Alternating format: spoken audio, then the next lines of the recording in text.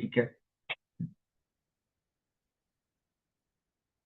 नमो वरिहंताणं नमो सिद्धाणं नमो आयर्याणं नमो उवस्सायाणं नमो Lowe सव्वत्साहुणं नमो वरिहंताणं नमो सिद्धाणं नमो आयर्याणं नमो उवस्सायाणं नमो Lowe सव्वत्साहुणं नमो वरिहंताणं नमो सिद्धाणं नमो आयर्याणं नमो उवस्सायाणं नमो Lowe सव्वत्साहुणं ऐसो पंच नमोक्कारो सव्वपावपणासनो मङ्गलाणं च सव्वेसी परमं हवै मङ्गलम् मङ्गलं भगवान् वीरो मङ्गलं गवतमो गणी मङ्गलं कुन्दकुन्दार्यो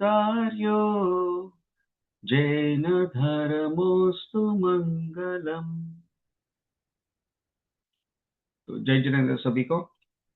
तो अपनी तत्व चर्चा में एक थोड़ा ब्रेक तो हो चुका है। आई थिंक ऑलमोस्ट 5-6 हफ्ते से शायद नहीं हुई होगी अपनी तत्व चर्चा, शायद 4-5 हफ्ते से। तो जो भी सिचुएशन थी और उसमें थोड़े वीकेंड, लॉन्ग वीकेंड थे, थोड़े वीकेंड और कुछ गतिविधियां थी, तो उसकी वजह से हो नहीं पाए थे। तो हम लोग अभी आगे जाके डिसाइड करेंगे कि ये समर में कैसा शेड्यूल रहता है, और फिर उसके बेसिस पर डिसाइड करेंगे कि if you want to take a break और वी वांट टू कंटिन्यू, तो हम लोग आगे का उसका भी डिसाइड करेंगे। आज हमने द्रव्य संग्रह की गाथा आज हम लेने का प्लान नहीं कर रहे, क्योंकि आज हमने सोचा कि शायद अगर लोग कम हो तो एटलीस्ट उनका मिस ना हो जाए। तो ये सोच के, और मैंने ये भी सोचा कि एक लंबे ब्रेक के बाद हम मिल रहे हैं, तो आज थोड़ा लोगों को एक वार्म अप हो जाए, इन द सेंस कि थोड़ा एक फ्लो में आ जाए, उसके बाद फिर हम द्रव्य संग्रह की गाथा से कंटिन्यू कर सकते हैं आगे। तो आज का जो हमने विषय लिया है, ये हमने सोचा था कि आज एक थोड़ा लाइट विषय लेंगे। तो एक धर्म कथा है, तो ये काफी अच्छी और सुंदर धर्म कथा है, तो उसको लेने का आज प्लान है। और उसके बाद एक छोटा सा एक इंटरेस्टिंग टॉपिक है, तो उस पर भी थोड़ी हम चर्चा करेंगे। तो ये दो छोटे टॉपिक्स हैं। शायद अपना पूरा 1.5 घंटा ना लगे आज, but will see how it goes. ठीक है। चलिए, तो इसके साथ हम आज की तत्व चर्चा शुरू करते हैं। तो सबसे पहले जो है एक धर्म कथा है, उस पे आज उस पे वहां से हम शुरू करेंगे। तो ये धर्म कथा है, इसका वैसे तो अपनी जो प्रथमानुयोग में है काफी सारी धर्म कथाएं आती हैं, लेकिन ये जो आज धर्म कथा हम लेने वाले हैं, उसका कौन से ग्रंथ में इसका उल्लेख है वो एक्चुअली इसका मुझे नहीं पता है। इसको मैंने एक स्वाध्याय में सुना था, तो मैं उसके बेसिस पे ले रहा हूँ। तो लेकिन इसका कौन से ग्रंथ में उल्लेख है इसका मुझे सोर्स मुझे इसका पता नहीं है। तो जस्ट एक ये चीज बताना चाहता था। और ये धर्म कथाएं काफी अपनी मार्मिक होती है और काफी प्रयोजनभूत होती है, उससे हमें काफी सीखने मिलता है, and we are able to relate to it. So I think hopefully this will be a good one for everyone. तो हम लोग यहाँ पे इस पर शुरू करते हैं। ठीक है। तो ये धर्म कथा में कैसा है कि चलो धर्म कथा हम शुरू करते हैं। तो इसमें क्या है कि एक उदासीन श्रावक है, और ये श्रावक है जो अपने घर में कुछ कर रहा था। तो अपने घर में कुछ कर रहा था, तो उसके पुत्र का मित्र, यानी ये श्रावक जो है, उसके पुत्र और उसका मित्र, तो उसके पुत्र का मित्र है, वो घर पे आता है। वो घर पे आता है और वो श्रावक को पूछता है कि आप क्या कर रहे हो यहाँ पे। तो ये जो उदासीन श्रावक है वो कह रहा है कि मैं जो मृत देह को लेके जाते हैं, बेसिकली जो डेड बॉडी को लेके जाते हैं स्मशान में, वो जो स्ट्रेचर है जिसको क्या कहते हैं हम लोग, अर्थी, अर्थी बना रहा हूं मैं। तो ये उसके जो उदासीन श्रावक है, उसके पुत्र का जो मित्र है, वो पूछता है कि क्यों यहाँ पे आपके घर में किसी की मृत्यु हो गई है क्या। तो ये श्रावक कहता है कि नहीं, मृत्यु अभी हुई नहीं है, लेकिन होने वाली है, तो उसकी मैं तैयारी कर रहा हूँ। तो बोल रहे कि किसकी मृत्यु होने वाली है। तो बोल रहे कि मेरे पुत्र की मृत्यु होने वाली है, तो इसके लिए फिर मैं ये जो अर्थी है उसकी उसकी उसको मैं तैयार कर रहा हूँ। तो फिर ये उसका जो पुत्र है, सॉरी, पुत्र का जो मित्र है, वो पूछता है कि अरे क्या बात कर रहे हो, आपके पुत्र की मृत्यु होने वाली है। क्यों मृत्यु होने वाली है, कैसे मृत्यु होने वाली है, क्या उसकी तबीयत खराब है क्या। तो ये श्रावक कहते हैं कि नहीं, उसकी तबीयत तो खराब नहीं है, लेकिन एक अवधि ज्ञानी मुनिराज है, उन्होंने ये बताया कि आज उसकी मृत्यु होने वाली है, और इसलिए मैं उसकी तैयारी कर रहा हूँ। तो बोल रहे कि अगर आप तैयारी कर रहे हो तो अर्थी की, तो इससे अच्छा आप ये एफर्ट क्यों नहीं डालते हो कि जो आपके पुत्र की मृत्यु होने वाली है, तो उसको कुछ बचाने के लिए कुछ प्रयत्न क्यों नहीं कर रहे हो? तो ये श्रावक ने कहा कि जो जो देखी वीतराग ने, सो सो होसी वीरा रे। यानी वीतराग भगवान ने जो भी देखा है वो तो होना ही है, तो उसमें हम कुछ बदल नहीं सकते। तो ये जो अवधिज्ञानी मुनिराज है, उसने ये बात कही है कि आज आपके पुत्र की मृत्यु होने वाली है, तो फिर वो मृत्यु तो होने ही वाली है, तो मैं उसमें तो बदल नहीं सकता हूँ, तो इसलिए फिर मैं वो उसकी तैयारी कर रहा हूँ, और जो अर्थी है उसको रेडी कर रहा हूँ। तो फिर उसके पुत्र का मित्र है, वो पूछता है कि आप, वो मुनिराज ने क्या बताया कि उसकी मृत्यु कैसे होने वाली है? तो ये मुनिराज, सॉरी, ये जो श्रावक है, ये बोलता है कि हाँ, बताया है कि एक बैल का जो सींग है, वो सींग लगने से उसकी मृत्यु होगी आज, ऐसा बताया है। तो फिर ये ये सुनकर ये मित्र जो है सोचता है कि ठीक है, चलो मैं ही कुछ प्रयत्न करता हूँ, अगर मेरे प्रयत्न से अगर इसकी जान बच जाए आज, तो अच्छा ही रहेगा। तो चलो मैं जाता हूँ और देखता हूँ।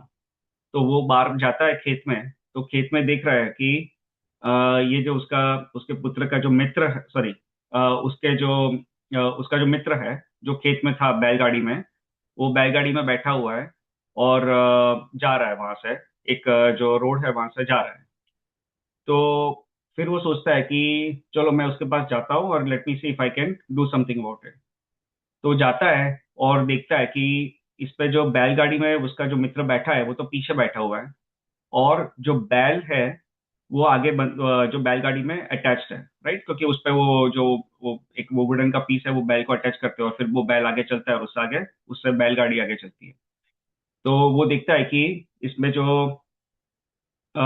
ये अटैच्ड है, जो अ, बैलगाड़ी में बैल तो आगे अटैच्ड है, तो और वो सोचता है कि ये मेरा मित्र जो है वो तो पीछे है, तो इस पे कोई प्रॉब्लम नहीं होना चाहिए, क्योंकि ही ही लुक सेफ राइट नाउ, क्योंकि इस पे कोई प्रॉब्लम होना नहीं चाहिए। तो ये सोच के फिर ये क्या करता है कि वो थोड़ा निश्चिंत हो जाता है कि चलो इसमें बैल तो आगे है, और उसका मित्र पीछे बैठा है बैलगाड़ी में। लेकिन जैसे ही वो बैलगाड़ी आगे जाती है थोड़ी, तो उस पे ही होता है कि दो बैल साइड से वहां से आते हैं, और वो एक दूसरे से वो भिड़ रहे होते हैं। तो वो दो बैल एक दूसरे से भिड़ रहे होते हैं, और उसमें फिर वो दो बैल भिड़ते भिड़ते भिड़ते भिड़ते ये बैलगाड़ी के नजदीक आ जाता है, और उसमें से एक जो बैल है, उसका फिर सींग ये उसके मित्र को लग जाता है, और उसके जो छाती में लग जाता है। तो छाती में लग जाता है, और वहां पे ये इस तरह से उसकी मृत्यु होती है। तो मृत्यु के काल में भी ये जो उसका जो मित्र है जिसकी मृत्यु होती है, वो पंच परमेष्टि का वहां पे स्मरण करता है कि ओम नमो सिद्धेभ्य कह के वो अपने प्राण त्यागता है। तो ये एक चीज हमें भी यहाँ पे जाननी चाहिए कि जहाँ पे भी हमें ऐसा कोई उपसर्ग आए, या ऐसा लगे कि भैया अंतिम समय आ रहा है, तो पंच परमेष्टि का स्मरण करने का ध्यान करना चाहिए। आई मीन उससे ज्यादा अगर कर सके तो हमें खुद के आत्मा का, निज आत्मा का स्वरूप का, उसका ध्यान करना चाहिए। लेकिन अगर उतना अगर ना कर सके, तो एटलीस्ट कम से कम पंच पंच परमेष्टि के स्मरण का तो आग्रह हमें रखना चाहिए। तो यहाँ पे मृत्यु हो जाती है। तो फिर ये उसका जो मित्र है, ये सोचता है कि अरे ये तो ये कैसी चीज है कि यहाँ पे अवधिज्ञानी मुनिराज ने कहा कि आपके इनकी मृत्यु होने वाली है, और इनकी मृत्यु ऐसे ही हुई, और बैल के सींग लगने से हुई, और उसमें मैं कुछ बदल तो नहीं पाया, राइट। तो ये वही सोचता है कि जो जो देखी वीतराग ने, सो सो होसी वीरा है। तो फिर अब ये जो है और ये उसका जो ये व्यक्ति है, उसका जो मित्र है, जो जिसका तो वो उसके उसके वो पिताजी के पास जाता है, जिसका मृत्यु हो गई, उसके पिताजी के पास जाता है, और वो पूछता है कि ये आपने मृत्यु के लिए तैयारी पहले से क्यों शुरू कर दी? कर दी थी। आप तो थोड़ा एटलीस्ट उसकी मृत्यु की राह तो देख सकते थे और उसके बाद उसकी तैयारी कर सकते थे, राइट। तो वे पिता बोलते हैं उसके कि मृत्यु की तैयारी मैं इसलिए पहले से कर रहा था क्योंकि जो डेड बॉडी है उसके अंदर बहुत सारे त्रस्त जीव उत्पन्न होने लगता है अंतर्मुहूर्त के बाद। तो जब वो जीव की मृत्यु होती है और यहाँ पे तो मृत्यु के बाद जो अंतर्मुहूर्त का जो काल है यानी अप टू 48 मिनट्स का काल है, उसके बाद बहुत सारे उसमें त्रस्त जीव उत्पन्न होने लगता है। और उसमें त्रस्त जीव में बहुत सारे समूर्चन जीव भी उत्पन्न होता है। और ये समूर्चन जीव जो होता है वो 5 इंद्रिय तक के जीव हो सकता है, राइट। तो 5 इंद्रिय के जीव भी उसमें उत्पन्न होते हैं। मनुष्य 5 इंद्रिय के जो समूर्चन मनुष्य है उसमें भी वो भी उत्पन्न होता है। तो उससे बोला कि इसमें सारे इतने सारे फिर जीव की उत्पन्न हो सकता है और उसकी विराधना हो सकती है। और मैं वो नहीं चाहता था, इसलिए मैंने पहले से ही उसकी अर्थी बनाना शुरू कर दिया था, जिससे कि जैसे उसकी मृत्यु हो तो शीघ्र से ही शीघ्र उसकी स्मशान यात्रा हो जाए और फिर उसको वहां पे उसके मृत्यु को वहां पे अंतिम संस्कार वहां पे हो सकता है। तो ये जो है अपना बहुत सारे जैन ग्रंथ में आता है कि जो मांस है यानी 2 इंद्रिय से लेकर 5 इंद्रिय के जीव का जो शरीर है उसको मांस कहते हैं। तो मांस जो है वो मांस के अंदर लाइक मांस यानी जब वो बॉडी जो जीव मर जाता है और उसका जो बॉडी रह जाता है तो उसको मांस कहते हैं। तो वहां पे उस मांस के अंदर बहुत सारे जीवों की उत्पत्ति होती है।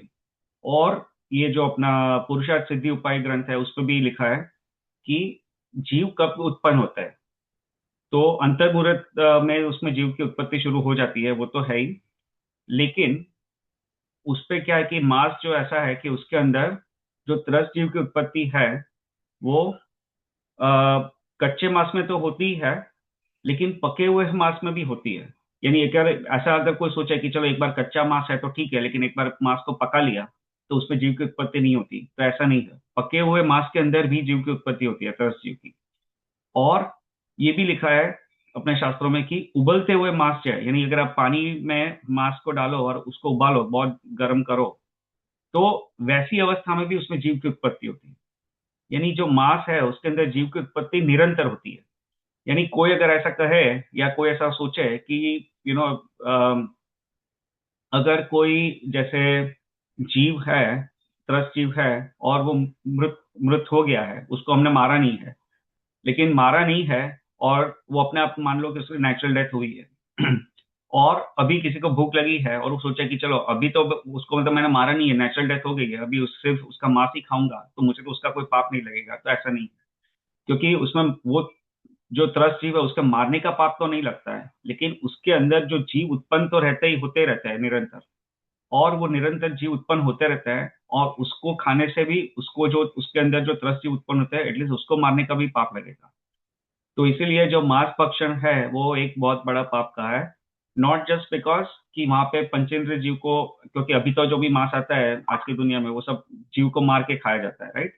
तो पंचेंद्रिय जीव को मारने की जो हत्या का जो पाप लगेगा वो तो लगेगा ही, लेकिन उसके बाद भी वो जो मृत शरीर है उसके अंदर मांस के अंदर निरंतर त्रस्त जीव उत्पन्न होते रहता है। और त्रस्त जीव उत्पन्न होता है यानी 2 इंद्रिय से 5 इंद्रिय के तक के जीव उत्पन्न होते रहते हैं। और उसको जब मांस खाते हैं तो उसका भी भक्षण का भी दोष लगता है, उनको भी उनकी विराधना का भी दोष लगता है। उसमें एक जीव नहीं, असंख्य जीव ऐसे उत्पन्न होते हैं। तो इस तरह से मांस भक्षण का ये दोष अपने शास्त्र में कहा गया है। तो कहने की बात यह है कि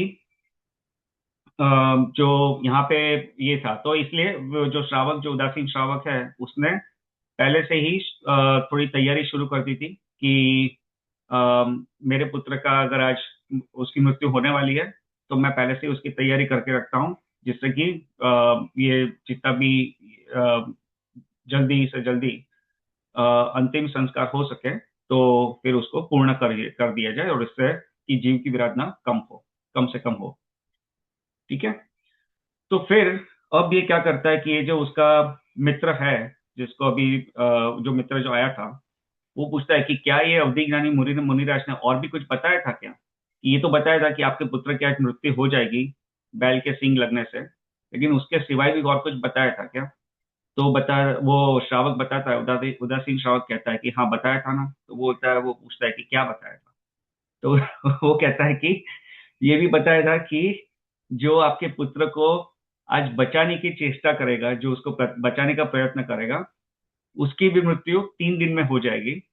और उसकी मृत्यु राजा, इसी क्षेत्र में राजा उसको मृत्यु दंड देगा और मृत्यु दंड की वजह से उसकी मृत्यु हो जाएगी। तो अब ये जो उसका जो मित्र है, उसका जो ये मित्र था, नहीं उसके पुत्र का जो मित्र है, श्रावक के पुत्र का जो मित्र है, वो भी टेंशन में आ गया। अब वो सोचता है कि अरे यार, बचाने की चेष्टा तो मैंने ही की थी, मैंने ही उसको बचाने का प्रयत्न किया था, लेकिन मैं बचा नहीं पाया। और अवधि ज्ञानी मुनिदास ने ये भी कहा है कि उस व्यक्ति को आज जो बचाने का प्रयत्न करेगा, उसकी भी 3 दिन में ही यहाँ पे मृत्यु होने वाली है। तो और इसी क्षेत्र में मृत्यु होने वाली है। तो अभी ये बंदा जो है वो तो एकदम स्मार्ट था। वो अभी अपने सब करंट जनरेशन वाले सब लॉजिकली सोचने वाले हैं ना कि चलो अभी कुछ सोल्यूशन निकाले प्रॉब्लम का। तो वो बंदा भी ये भी स्मार्ट था, तो उसने सोचा कि अरे यार, ऐसा अभी हो जाए कि मेरी भी 3 दिन पे मृत्यु हो जाए और राजा का मृत्यु दंड मुझे मिले, तो इससे अच्छा मैं क्या करता हूँ कि मैं ना यहाँ यहाँ से ही निकल जाता हूँ। मैं यहाँ से ही कहीं दूर चला जाता हूँ। और मैं दूर चला जाऊंगा तो मैं तो ना तो इस क्षेत्र में रहूंगा, और राजा और ये सब से भी मैं दूर रहूंगा। तो फिर ऐसा कोई सिचुएशन ही नहीं खड़ी होगी जिससे मुझे मुझे कोई मृत्यु दंड दे राजा और जिससे मेरी मृत्यु हो जाए। तो वो ये क्या करता है कि ये जो उसका मित्र है, वो चलना शुरू कर देता है। और ही डिसाइड कि he will walk out of the city, क्योंकि वो उस जमाने में बैलगाड़ी और पैदल ही जा सकते थे, ऐसे कोई ये वाहन तो होते नहीं थे। तो फिर वो क्या है कि चलना शुरू कर देता है। चलना शुरू कर देता है और चल के घंटों तक चल के वो एक अभी पूरे जो शहर है जहाँ पे राजा और ये सब जो रहते हैं, वो सब वहां से शहर से बाहर निकल जाते हैं। शहर से बाहर निकल जाता है और काफी दूर तक चल के फिर वो थक जाता है। तो थक जाता है तो एक जगह बैठता है पेड़ के नीचे, और फिर उसको वहां दिखता है कि हमारे वहां पे तो एक कुआं है और उसको प्यास भी बहुत लगी होती है। तो सोचता है कि चलो यार, मुझे प्यास लगी है तो चलो कुएं के पास जाता हूँ, तो फिर थोड़ा जल ग्रहण करूंगा तो मेरी प्यास बुझ जाएगी। और फिर उसके बाद थोड़ा मैं विश्राम करके आगे चला जाऊंगा। तो फिर ये क्या करता है कि जैसे ही वो कुएं के पास जाता है, तो वहां पे एक बूढ़ी अम्मा थी, वहां पे एक बुढ़िया थी। तो वो देखती है कि ये जो व्यक्ति है, युवान है, वो काफी थका हुआ है। और तो बूढ़ी अम्मा जो है वो बोलती है कि अरे बेटा, क्या तुझे प्यास लगी है? तो वो बोलता है कि हाँ, मुझे बहुत प्यास लगी है, अगर आप मुझे थोड़ा पानी इसमें दे सकते हो। तो वो जो बूढ़ी अम्मा थी उसके पास एक कलश था। ठीक है, एक अच्छा सा एक कलश था। तो एक कलश था और उसके अंदर उसने कुएं से पानी निकाला हुआ था। तो कलश था। तो वो क्या करती है बूढ़ी अम्मा कि उसको कलश दे देती है पानी का भरा हुआ, और कहती है कि ले बेटा, ये इसमें से पानी पी लेना। और वो बूढ़ी अम्मा अच्छी थी, तो उसको लगता है कि अरे यार, ये तो बेचारा कोई यात्री है और वो बहुत थका हुआ भी लग रहा है, दूर से चल के आया हुआ लग रहा है। तो बूढ़ी अम्मा उसको बोलती है कि बेटा, तुझे भूख भी लगी है क्या? अगर भूख लगी है तो मैं तो कुछ तुझे खाना भी दे देती हूँ। और मेरे पास मोतीचूर के लड्डू है, तो मेरे घर में, तो मैं मोतीचूर के लड्डू आपको लेके दे सकती हूँ। तो वो बेचारा इतना थका हुआ रहता है, भूखा भी रहता है, प्यासा भी रहता है, तो वो सोचता है कि चलो यार, मुझे कोई खाना दे रहा है तो मैं खा लेता हूँ, अच्छा ही रहेगा, फिर मैं और आगे दूर जा सकता हूँ। तो फिर वो बोलता है कि ठीक है अम्मा, मुझे अगर आपके पास वो लड्डू है तो हम दे दीजिए, तो फिर मैं खा लूंगा और खाने के बाद फिर मैं आगे निकल जाऊंगा। तो अम्मा जो है वो उसका घड़ो जो घड़ा घड़ा यानी छोटा सा कलश जैसा रहता है, यानी छोटा सा घड़ा तो वो घड़ा जो है, जिसको गगरी भी कहता है, तो गगरी जो है वो कलश जो है जिसके अंदर पानी है, उसको देके वो बूढ़ी माँ वहां से निकल जाती है उसके घर जाने के लिए, जहाँ से वो लड्डू लेने वाली है। अब थोड़े काल में क्या होता है कि बूढ़ी अम्मा तो वहां से आगे निकल गई, और थोड़े काल में क्या होता है कि राजा के सैनिक वहां पे आके पहुंचते हैं। राजा के सैनिक वहां पे आके पहुंचते हैं, और फिर वे राजा के सैनिक उसको ये इसके पास आते हैं और उसको बोलते हैं कि यू आर अंडर अरेस्ट, अभी आपको पकड़ा जा रहा है। तो ये जो है, ये व्यक्ति है, ये एकदम अचंभे में रह जाता है। वो बोलता है कि अगर मैंने क्या किया है, मैंने ऐसा क्या दोष किया है कि जिसकी वजह से आप मुझे गिरफ्तार कर रहे हो?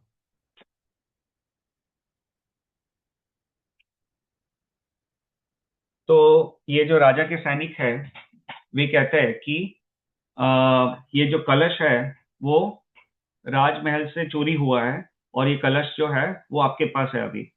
और ये जो है इस पे रत्न जड़ित है और इसमें ये काफी कीमती कलश है। और इसको आपने राजमहल से चोरी किया हुआ है। और उसकी वजह से, और हमारे पास सबूत भी है कि ये कलश चोरी हुआ है। और ये भी सबूत है कि ये कलश अभी आपके पास है, तो इसलिए आप ही चोर हो और आपने इस कलश को चोरी किया है, और इसकी वजह से आपको यहाँ से गिरफ्तार किया जा रहा है। तो वो बोलता है कि नहीं नहीं, ये कलश तो मेरा नहीं है, ये तो मुझे एक बुढ़ी औरत ने दिया था, बूढ़ी अम्मा ने दिया था, और मैं सिर्फ उसमें से पानी पी रहा हूँ। और तो ये सैनिक है वो पूछते हैं कि अच्छा, वो बूढ़ी अम्मा ने दिया था, तो बूढ़ी अम्मा कहाँ है? तो उसने बोला कि बूढ़ी अम्मा यहाँ पे थोड़े नजदीक में रहती होगी, मुझे पता नहीं है कहाँ रहती है, लेकिन उसने बोला कि वो मोतीचूर के लड्डू लेके आ रही है और मुझे वापस लेके आएगी यहाँ पे, मेरे लिए वापस वो लड्डू लेके आएगी, वो बूढ़ी अम्मा वापस यहाँ पे लौट के आएगी। तो राजा के सैनिक बोलते हैं अच्छा ऐसा है क्या, चलो हम लोग थोड़ी देर वेट कर लेते हैं, देख लेते हैं कि वो बूढ़ी अम्मा आती है कि नहीं आती है। तो 1 घंटा बीत जाता है, 2 घंटा बीत जाता है, 3-4 घंटे बीत जाता है, लेकिन कोई बूढ़ी अम्मा वापस यहाँ पे आती नहीं है। तो ये राजा के सैनिक कहते हैं कि तुम तो झूठ बोल रहे हो, क्योंकि अगर कोई ऐसी बूढ़ी अम्मा होती तो उसको एटलीस्ट 3-4 घंटे तो नहीं लगते हैं वापस आने के लिए। और यहाँ पे तो 3-4 घंटे हो गए, लेकिन वो बूढ़ी अम्मा जो है वो तो ऐसी कोई अम्मा यहाँ पे वापस आई नहीं है, और ना कोई मोतीचूर के लड्डू है यहाँ पे। तो आप यहाँ पे सब ये सब झूठ बोल के ऐसी कहानी बना के हमें गुमराह कर रहे हो, और वास्तव में आप चोरी आपने ही की है। तो ये कह के जो ये राजा के सैनिक है, वे इसको गिरफ्तार करके लेके जाते हैं राजमहल में। और राजमहल में ये व्यक्ति वापस पहुंच जाता है। और फिर राजा जो है, ये सब दलीलें होती है, 1-2 दिन केस चलता है, और फिर राजा फाइनली कहता है कि अल्टीमेटली इसी व्यक्ति ने ये जो कलश है, जो गगरी है, वो चोरी की थी राजमहल से, और इसलिए इसको मृत्युदंड दिया जाए। तो अभी इसको मृत्युदंड की सजा मिलती थी। अब ये बंदा जो है वो मृत्युदंड के लिए वेट कर रहा होता है। तो उसको भी क्लियरली पता चल जाता है कि ये जो अवधि ज्ञानी मुनिराज ने जो कहा था वैसा ही हो रहा है, कि इसी क्षेत्र में राजा के राजा के द्वारा मृत्युदंड दिया जाएगा, और वो मृत्युदंड से ही मेरी मृत्यु होने वाली है। तो अभी उसको, वो तो पक्का अभी उसको भरोसा हो गया कि अभी इस पे कुछ चेंज नहीं होने वाला है, कि मेरी मृत्यु से मैं बच पाऊंगा। तो अभी जो है उसके जो वो उदासीन श्रावक है उसको मिलने जाता है। और वो मिलने जाता है तो ये पूछता है कि ये ऐसा क्यों हुआ, क्योंकि मैं तो निर्दोष हूँ, मैंने तो कुछ किया नहीं, ना तो मैंने गगरी चोरी की थी, ना मैंने किसी को कुछ कुछ बुला भरा कहा था, मैं तो राजमहल में भी कभी गया नहीं था पहले, और ये सब हुआ और मुझे मृत्युदंड मिल रहा है, तो ऐसा क्यों हो रहा है? इसका कुछ कारण बताया था क्या मुनिराज ने? जो अवधि ज्ञानी मुनिराज है, उसने उन्होंने इसका कुछ कारण बताया था क्या? तो ये पूछता है। तो ये जो उदासीन श्रावक है वो कहता है कि हाँ, अवधि ज्ञानी मुनिराज ने इसका भी कारण बताया था। तो उन्होंने कहा कि ये आपके ही कर्म का उदय है। और उसने कहा कि ये जो कर्म का जो उदय है, ये जो कर्म है वो इस भव का नहीं है। इस भव में आपने एक कर्म नहीं बांधा था, तो लेकिन अपने पूर्व भव में, एक पूर्व के एक भव में ऐसा हुआ था कि कोई व्यक्ति जो था, उसके लिए, उसके अगेंस्ट आपने क्या किया था कि झूठी गवाही दी थी। और झूठी गवाही दी थी, और उसकी वजह से वो उस गवाही के बेसिस पे उस व्यक्ति को भी दंड दिया दिया गया था राजा के द्वारा पूर्व के भव में। और जब दंड दिया गया तो भी आपने उसकी अनुमोदना की कि देखो, इस व्यक्ति को तो इस तरह से सजा मिलनी ही चाहिए, जबकि आपने झूठी गवाही दी थी, और झूठी गवाही की वजह से उसको सजा मिली थी। अगर आपने झूठी गवाही ना दी होती तो वो जो निर्दोष व्यक्ति था उसको उस तरह से सजा नहीं मिलती। और झूठी गवाही के बाद जब उसको सजा मिली तो भी आपने उसकी अनुमोद इस बात की अनुमोदना की कि मेरी गवाही की वजह से उसको दंड दिया गया और उसको तो ऐसा ही दंड देना चाहिए था। तो आपने ये इस तरह से पूर्व भव में ऐसा कर्म बांधा था, और उस कर्म का उदय अभी आया है। तो उसकी वजह से इस भव में आपने वैसे कुछ किया नहीं था, वो गगरी आपने तो चोरी नहीं की थी, परंतु जो पूर्व के जो कर्म था, पूर्व के भव का जो कर्म था वो अभी उदय में आया, और उस कर्म के उदय की वजह से आपको यहाँ पे इस तरह से अभी मृत्युदंड की सजा मिली है। तो ये सोचता है कि अच्छा ऐसा है क्या। लेकिन फिर बोलता है कि फिर वो बूढ़ी अम्मा कौन थी, वो कैसा आया, वो गगरी क्या थी, गगरी कैसे चोरी हुई, उसका के बारे में क्या बात है, उसका क्या राज है। तो ये भी बताता है कि उसका बेसिकली ये है किस्सा, कि जो बूढ़ी अम्मा थी उसका जो पुत्र था वो वास्तव में चोर था। तो बूढ़ी अम्मा का जो पुत्र था वो उसने राजमहल से उस गगरी की चोरी की थी, और उसको गगरी को उसका अपने घर में छुपा दिया था, रख दिया था। और बूढ़ी अम्मा को तो कुछ पता नहीं था कि ये चोरी की गगरी है, राजमहल से चोरी हुई है। तो बूढ़ी अम्मा तो बेचारी वो गगरी लेके पानी भरने आई और कुएं के पास आई, और उसने पानी भर लिया था और वो लेके जा रही थी, और तब तुम वहां पे पहुंच गए। तो बूढ़ी अम्मा ने फिर वो गगरी जो है वो आपको दे दी पानी की, और फिर वो मोतीचूर के लड्डू लेने गई। और वो जैसे ही मोतीचूर के लड्डू लेने के लिए अपने घर के पास पहुंची, तब वहां पे उसका पुत्र, जो बूढ़ी अम्मा का जो पुत्र था, वो वहां पे आया, और उसको पता चला कि वो राजा के जो सैनिक है वो चोरी की गगरी ढूंढ रहे हैं, और वो यहाँ पे इस एरिया में, इस इलाके में घूम रहे हैं। तो वो अपनी जान बचाने के लिए उसने सोचा कि मैं यहाँ से भाग जाऊं। तो उसकी वो बूढ़ी अम्मा का जो पुत्र था, उसने क्या किया कि बूढ़ी अम्मा को भी बोला कि अम्मा चलो यहाँ से भी थोड़ा दूर जाते हैं, एक काम आ गया है। तो ये बोल के उसकी मम्मा को भी वो घोड़े पे बिठा के वो बूढ़ी अम्मा का पुत्र और बूढ़ी अम्मा दोनों फिर वहां से चले गए। तो उसके जो बूढ़ी अम्मा का पुत्र को तो पता ही था कि मुझको यहाँ से निकल के भाग जाना है, तो इसलिए अपनी बूढ़ी अम्मा को भी लेके वो यहाँ से निकल गया, और वो एरिया से निकल गया, वो भाग गया घोड़े पे बैठ के। तो इसलिए फिर वो बूढ़ी अम्मा जो है वो कभी वापस नहीं आई, मोतीचूर के लड्डू के लेके या ऐसा कुछ लेके वापस नहीं आई। ठीक है। और इस तरह से यहाँ पे ये जो व्यक्ति है वो चोरी के इंजाम में फंस गया, और अल्टीमेटली उसको मृत्युदंड की सजा मिली। तो यहाँ पे बेसिकली ये कहानी पूरी होती है, और फिर उसको मृत्युदंड भी मिला और उसकी फिर वहां पे मृत्यु भी हो गई। तो ये है। तो कहानी का, अभी ये कहानी से क्या सीखा हमने? What is the moral of the story? Story तो सुन ली, what is the moral of the story? किसी को बताना है तो बता सकते हैं। अम, कि जो सर्वज्ञ वितरागी ने कहा है वो तो होके रहेगा। हाँ, परफेक्ट। तो सही है। सो सर्वज्ञ वितरागी ने कहा है वो तो होके रहेगा, ठीक है, वो एक है। और क्या है? And what ever is being said वो उसी क्रम में होता है और वैसे ही होता है। Even if we try, no matter what we try, होता वही है जो कहा गया है और जो लिखा गया है क्रमबद्ध पर्याय के हिसाब से जो होना होता है वही होता है। We can not change anything. We can not change anything. तो सही बात है। एक डिफरेंट पर्सपेक्टिव है इसमें छोटा सा मेरा, हाँ, हाँ। कि लिखा गया है वो होना है, कहा गया वो होना है, नहीं, जो होना है वही लिखा गया है, जो होना है वही कहा गया है। हर एक पर्याय निश्चित है, जो जैसा होना है वो वैसा होगा। सही बात है। सही बात है। तो शंभू भाई जो बताया वो भी सही है। तो इसमें क्या है कि जो शंभू भाई कह रहे हैं कि ऐसा नहीं है कि भगवान ने कहा इसलिए ऐसा होना है, ऐसा होने वाला है, वो भगवान ने दिखा है और उसलिए भगवान ने वो ऐसा कहा है, ऐसा है। तो अगर उसको ज्यादा सूक्ष्म तरह से ले तो उसको इस तरह से ले सकते हैं। बट जो इसमें जो main moral of the story जो है वो ये है कि जो कर्म का हमारे लिए अभी यहाँ पे जो अवधि ज्ञानी मुनिराज का अगर कॉन्टेक्स्ट ना हो ये स्टोरी में, ठीक है, अगर ये अवधि ज्ञानी मुनिराज का जो कॉन्टेक्स्ट अगर ना हो, ये स्टोरी से आप निकाल दो, तो आपको लगेगा कि वो बंदा जो है, ये जो बंदा जो उसके जिसको अभी ये मृत्युदंड दिया गया, वो ऐसा लगेगा कि भैया इस बंदे ने तो कुछ किया ही नहीं था।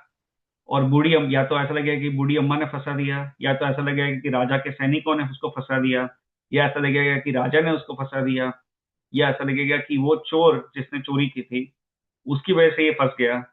तो हम कह सकते हैं कि भैया कितनी नाइंसाफी हो रही है, राइट?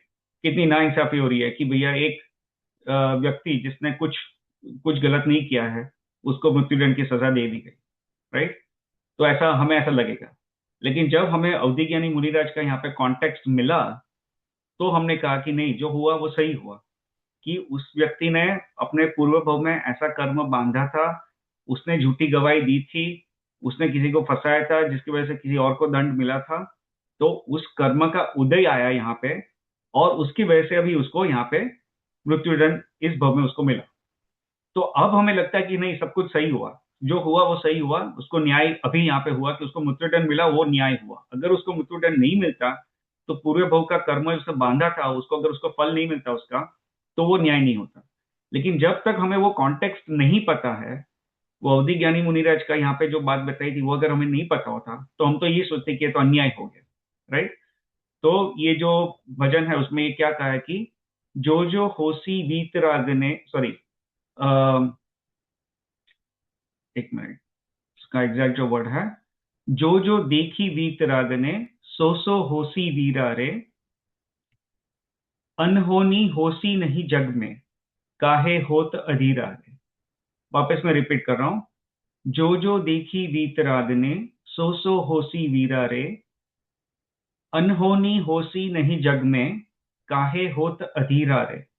यानी इसका अर्थ क्या हुआ कि जो वीतराग भगवान ने जो जो देखा है वो ही होता है, और अनहोनी होसी नहीं जग में, यानी अनहोनी कभी नहीं होती है, अन्याय कभी नहीं होता है, अनहोनी कभी नहीं होती है। ऐसा नहीं होता है कि अरे यार इसने तो कुछ किया ही नहीं था फिर भी ये फंस गया, अरे यार किसी और ने गलती की और मैं फंस गया, या तो किसी और ने कुछ बुरा किया और उसकी सजा मुझे मिली, ऐसा हमें लगता है। लेकिन वास्तव में अनहोनी होती नहीं जग में, यानी अनहोनी है वो कभी जग में होती नहीं है, कभी ऐसी अनहोनी होती नहीं है। काहे होत अधीरा है, यानी अगर जब अनहोनी होती ही नहीं है तो तू क्यों टेंशन लेता है। काहे होत अधीरा है, यानी तू क्यों टेंशन लेता है। तो जो हो रहा है वो सब व्यवस्थित ही हो रहा है, जो हो रहा है वो सिर्फ वो न्याय ही हो रहा है, अन्याय कभी होता ही नहीं है, राइट। तो जो विपिन जी आए थे यहाँ पे, उनके जो तत्व चर्चा थी उसमें भी उन्होंने यही कहा था कि जो पूरा जग व्यवस्थित है, और कभी जो पूर्व के जो कर्म है वो उदय में आता है, और उसकी वजह से ही हमें जो भी परिस्थिति है वो मिलती है। स्वकीय कर्मोदया जो उन्होंने बात की थी, जो समय सार में कलश है उसमें आता है। तो खुद के किए हुए कर्म को ही जब उदय में आता है, और वही उदय में हमें आके उसका फल देता है। तो हम क्या है कि जब ये अभी क्या है हमारे लिए, अभी इसका प्रैक्टिकल इम्प्लीकेशन क्या है। प्रैक्टिकल इम्प्लीकेशन ये है कि हमारे बाजू में कोई अवधि ज्ञानी मुनिराज यहाँ पे बैठे नहीं है। तो अभी क्या है कि जो जो होता है हमारे साथ, कोई भी मान लो कि प्रतिकूल परिस्थिति उत्पन्न हुई, राइट, तो हमें क्या है कि वो प्रॉब्लम क्या है, हमारा प्रॉब्लम यह है कि वो अवधि ज्ञानी मुनिराज हमारे बाजू में अभी नहीं बैठा है। तो इसलिए हमें वो कॉन्टेक्स्ट नहीं मिलता है। तो हमें बस ये लगता है कि ये व्यक्ति मेरा बुरा कर रहा है, या ये सिचुएशन मेरा बुरा कर रही है, या मैनेजर मेरा बुरा है कि मुझे प्रमोशन नहीं दे रहा है, ये मेरा मित्र बुरा है कि मुझे मेरे लिए कुछ बुरा सोच रहा है, या मेरे लिए मेरा जो सगे संबंधी है, पत्नी है, जो भी है, वो मेरा बुरा कर रही है, या वो मुझे दुख का कारण बन रही है। हम जो भी है निमित्त को ब्लेम करते रहते हैं।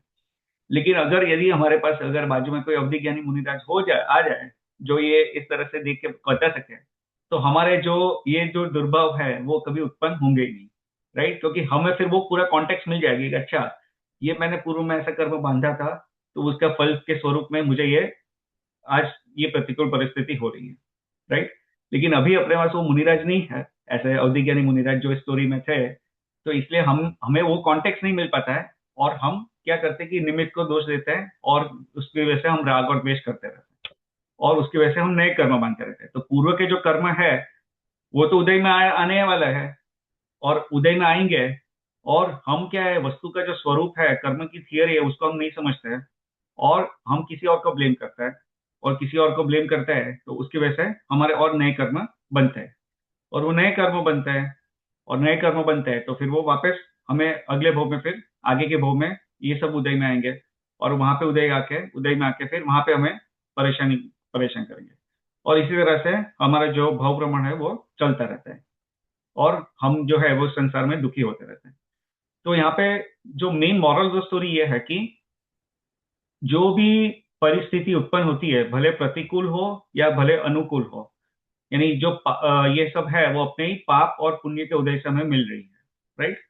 और पाप और पुण्य के उदय से हमें मिल रही है, तो उसकी वजह से हमें क्या है कि किसी को दोष नहीं देना है। अब पुण्य का उदय हो तो हम कंप्लेन करने नहीं चाहने वाले किसी को कि भैया मेरे पुण्य का उदय क्यों है। तो पुण्य is not a problem practically speaking, but पाप is a problem for us, right. क्योंकि जब पाप का उदय आता है और इस तरह से प्रतिकूल परिस्थितियां उत्पन्न होती है, तो हम निमित्त को दोष देते हैं कि भैया इसने इसने इसने पाप किया और इसने गलती की और दोष मेरे पे आ गया, या इसने गलती की और इसकी सजा मुझे भुगतनी पड़ी। या इसकी वजह से मुझे ये अनुकूल प्रतिकूल परिस्थिति उत्पन्न हुई, राइट। तो यहाँ जो भी है वो जो निमित्त है, जो भी निमित्त है जिसकी वजह से हमें जो कर्म के उदय में हमें जो निमित्त बनता है, उस निमित्त को हम दोष देते रहते हैं। परंतु ये हम नहीं सोचते कि भैया कर्म तो मैंने ही बांधा होगा तभी उदय में आया है। अगर हमने कर्म बांधा ही नहीं होता तो उदय में भी नहीं आता, राइट। तो कर्म मैंने ही बांधा होगा पूर्व में, इसीलिए उदय में आ रहा है और इसीलिए मुझे ये इस तरह से प्रतिकूल परिस्थिति उत्पन्न करवा रहा है, राइट। तो ये हमें सोचना चाहिए कि अल्टीमेटली जो पूरा जग है वो व्यवस्थित है, इसमें कभी अन्याय होता ही नहीं है। और जो भी हमें जो प्रतिकूल परिस्थितियां उत्पन्न होती है वे हमें अपने कर्म के उदय से होती है, किसी और के वजह से नहीं होती है। ठीक है, हाँ किंजल बहन बोलिए। तो कल्पेश भाई, एक ये भी एंगल था ना, from Pandit ji and in general also, कि वो स्वकीय कर्म उदय तो है, but we can not just, मतलब हम कर्म को भगवान नहीं मान सकते, कर्म तो पुद्गल है, राइट। सो आर भाव is the most important thing, right, what our intention is, जैसे वो हिंसा का एक एग्जाम्पल दिया था। तो I feel like while we remember this, we should also remember कि ऐसे नहीं है कि ठीक है चलो, I will just sit back and मेरे जो कर्म आते रहेंगे उस हिसाब से जिंदगी चलती रहेगी। So I just thought that angle we should remember, right. हाँ, सो कर्म जो है वो भी निमित्त है, अभी वो नेक्स्ट लेवल पे जाता है, वो नेक्स्ट लेवल का निमित्त है। तो कर्म भी निमित्त है, लेकिन निमित्त है वो निमित्त कर्म क्या है, वो it is just a messenger to deliver you the result, right. जैसे एग्जाम दी और उसका भी रिजल्ट आया, और उसका रिजल्ट जिसने भी डिक्लेयर किया, तो वो रिजल्ट जो डिक्लेयर करता है उसका रोल क्या है कि आपने जो एग्जाम में जो परफॉर्मेंस दिया था उसी का रिजल्ट वो डिलीवर कर रहे हैं, राइट। तो हमारे घर आके राइट। कोई बैड न्यूज दे जाए, गुड न्यूज दे जाए, तो that person is just delivering the results, right. लेकिन जो एग्जाम में करेक्ट। जो हमने परफॉर्म किया था वो तो हमारा खुद का परफॉर्मेंस था। तो यहाँ पे भी हाँ। कर्म के भी यही है कि हमने जो कर्म बांधे थे उसकी वजह से वो हमें ये फल मिला है। सो ये है। लेकिन इसमें क्या है कि जो अब इसमें मैं आगे बताता हूँ, लेकिन आई थिंक विभा आंटी को भी कुछ कहना है, तो पहले विभा आंटी, हाँ आपको कुछ बोलना है तो बोल सकते हो। जय जिनेन्द्र सभी को।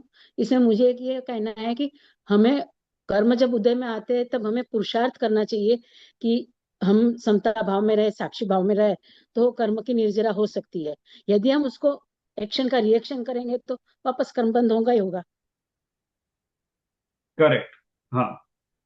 तो सही बात है। तो इसलिए हमें जो समता भाव है वो समता भाव कैसा रहेगा, समता भाव तभी रहेगा जब हम ये बात को स्वीकार करें कि मैंने पूर्व में जो कर्म किए थे उसी का मुझे उदय अभी में आ रहा है, तो इसमें और किसी का कोई दोष नहीं है, मेरे पूर्व के कर्मों का ही उदय आ रहा है। तो और उसकी वजह से ही मुझे ये परिस्थिति उत्पन्न हुई है। तो जब ये इस तरह से हम सोचेंगे तो हम उसको एक्सेप्ट कर पाएंगे, राइट। तो बस वो नहीं बात को कल्पेश समझ। भाई, हाँ कल्पेश भाई संभव, किंजल हाँ बहन ने जो बोलो। बोला वही सत्य है सर। कर्म जैसे आ रहे हैं, जिंदगी चलेगी ऐसी, let it be like that and you just be observer and that's how you. सही बात है, वही है। तो वही है ना कि जो ज्ञानी है, ज्ञानी जो है वो क्या करता है, वो कर्म के उदय को जानता है, लेकिन कर्म के उदय का वेदन नहीं करता है, राइट। जो ज्ञानी है वो कर्म के उदय को जानता है, वो जानता है कि कर्म का उदय है तो उसके वजह से ये सिचुएशन परिस्थिति जो भी है वो उत्पन्न हुई है। लेकिन वो क्या है कि वो वो वो उसको वो ये नहीं बोल रहा है कि हमने ये जो कर्ता और भोक्ता की जो गाथा पढ़ी थी द्रव्य संग्रह में, उसमें भी ये आया था कि जो निश्चय से है, जो जीव है वो अपने वो कर्म का भी भोक्ता नहीं है, राइट। तो ज्ञानी है वो ये सिर्फ जानता है कि कर्म का उदय आया है और उसके उदय की वजह हाँ। से ये परिस्थिति उत्पन्न हो रही है, और वो सिर्फ उसको जानता है, लेकिन उसको उसमें वो लिप्त नहीं होता है, उसमें ये नहीं सोचता है कि अरे कर्म की वजह से अब मेरी मेरी हालत खराब हो गई है और ये हो रहा है, और वो दुखी नहीं होता है, बस उसको जानता है, उसको उसका ज्ञान करता है। सही है। And जैसे that is where the karma cycle breaks, right?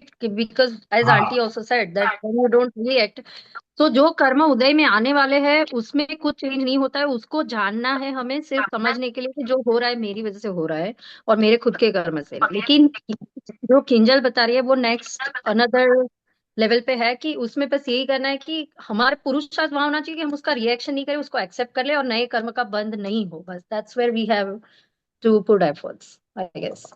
And I think more difficult is actually, हम जब ये सोचते हैं ना, जब भी एग्जाम्पल, तो हम ना वो जैसे पाप कर्म के उदय के का ही एग्जाम्पल आता है मन में। But actually like I think Kalpesh भाई ऑल्सो टच्ड ऑन इट कि वो जब पुण्य कर्म के उदय आता है ना, तब I think it's very difficult कि वो आप भोक्ता नहीं बनो उसमें, because that's when you are enjoying quote unquote and having a good time. So, just an observation. हाँ, नहीं, गुड गुड पॉइंट। सो पुण्य जो है, पुण्य का भी हमें इस तरह से सोचना चाहिए कि उस पे इस पे भी अगर थोड़ी चर्चा कर सकते हैं ज्यादा, तो पुण्य के लिए पहले तो ये सोचना चाहिए कि मैंने पुण्य किया होगा तब मुझे इतनी सारी प्रतिकूल, सॉरी, अनुकूल परिस्थितियां मिली है इस भाव में, राइट? घर मिला है, खाना वाना ठीक से मिल जाता है, कार है, बच्चे बीवियां है, सब बीवी बच्चे है, ये सब है। सो एवरीथिंग इज, अभी एटलीस्ट अभी के लिए तो अच्छा चल रहा है, स्वास्थ्य शरीर मिल रहा है। तो हमें ये सोचना चाहिए कि ये मैंने पुण्य कर किए होंगे तब मुझे ये मनुष्य भव मिला, उसमें जैन कुल मिला, और उसमें भी ये सब जो अनुकूल परिस्थितियां मिली। तो तब ये पुरुषार्थ एक डिफिकल्ट है कि, लेकिन यही यही हमें सोचना चाहिए कि ये पुण्य से मुझे अगर ये सब मिला है, और जब मेरा पुण्य खत्म हो जाएगा, तो ये सब जो अनुकूल परिस्थितियां है, ये मुझे अनुकूल परिस्थितियां तब नहीं प्राप्त होगी। तो अभी मैं धर्म कर सकता हूँ, अभी मैं पुरुषार्थ कर सकता हूँ, लेकिन आगे जाके अगर मेरा ये पुण्य क्षीण हो जाएगा, तो तब जाके मैं धर्म कैसे करूंगा? तो अभी मेरे पास अपॉर्चुनिटी है, तो I rather utilize the opportunity, make hay when the sun shines, rather than lose the opportunity. इस तरह से हमें सोचना चाहिए। ये सोचना मुश्किल है, as you said Kinjal ben, but ये इस तरह से सोचना चाहिए कि एटलीस्ट अभी मेरे पास ये सब अपॉर्चुनिटी है तो यूटिलाइज कर लो, बाद में जाके कब मिलेगी, मिलेगी नहीं मिलेगी, उसका पता नहीं है। हाँ, शुभ से शुद्ध में जाओ, ऐसे like we say, right? या नहीं, हाँ, यानी राइट, बट मेन पॉइंट है कि यहाँ पे पुण्य की बात चल रही है, तो पुण्य का उदय है तो मैं धर्म इजीली कर सकता हूँ। अगर मुझे पुण्य का उदय नहीं होता तो मैं इतना इजीली धर्म नहीं कर सकता था। अब ये भी एक प्रैक्टिकल एक स्टेटमेंट है, निश्चय से ऐसा नहीं है, क्योंकि निश्चय से जो नारकी के जीव है, वो भी इतनी जो अवस्था होती है नरक में, इतनी वेदना होती है, वहां पे भी वे सम्यक दर्शन प्रकट कर लेते हैं। तो ऐसा नहीं कि धर्म यहीं पे पुण्य के उदय में ही हो सकता है, ऐसा नहीं है। लेकिन प्रैक्टिकल अगर जब हम सोचे, तो प्रैक्टिकली ये है कि इट बिकम्स इजी, राइट? जैसे कोई व्यक्ति है, मान लो कि जिसका वर्कलोड ऐसा है कि भैया उसको 8 घंटे काम करना पड़ता है, और बाकी के फिर जो टाइम है उस पर फिर वो बंदा, उसको फ्री मिलता है, तो वो बाकी के टाइम में उसको शास्त्र पढ़ पाएगा, ये सब कर पाएगा। लेकिन अगर कोई दूसरा व्यक्ति है, एग्जाम्पल बहुत बेसिक लेवल पे एग्जाम्पल दे रहा हूँ, वो ऐसा है कि उसको 10 से 11 घंटे दिन में काम करना पड़ता है, तो उसको अभी कोई शास्त्र पढ़ने के लिए टाइम मिलता ही नहीं है, तो फिर वो कैसे पढ़ेगा, राइट? तो ये एक बहुत बेसिक एग्जाम्पल है। अभी ये इसको अब नेक्स्ट लेवल पे मत लेके जाना, क्योंकि नेक्स्ट लेवल पे एग्जाम्पल काम नहीं करेगा।